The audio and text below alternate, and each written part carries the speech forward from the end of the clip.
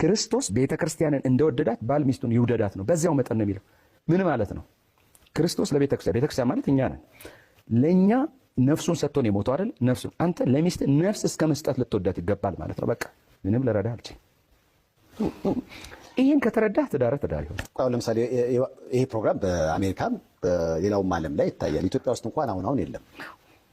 ባለቤት በገቢ ብትበልጥ እና ልጆቻችሁን ጡጦ እያጠባህ ምግብ እየሰራህ የመንከባከብ ኃላፊነቱ አንተ ላይ ቢወድቅ ይሄ ጉዳይ የትዳር ፍቺ ሊሆን ይችላል?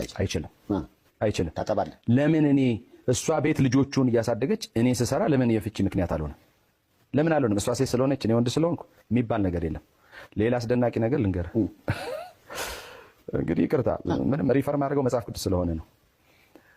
በአዲስ ኪዳን አይሁዳዊ የለም፣ የግሪክ ሰው የለም፣ ጨዋ የለም፣ ባሪያ የለም፣ ሴት የለም፣ ወንድ የለም፣ ሁሉ በክርስቶስ ኢየሱስ አንድ ናቸው።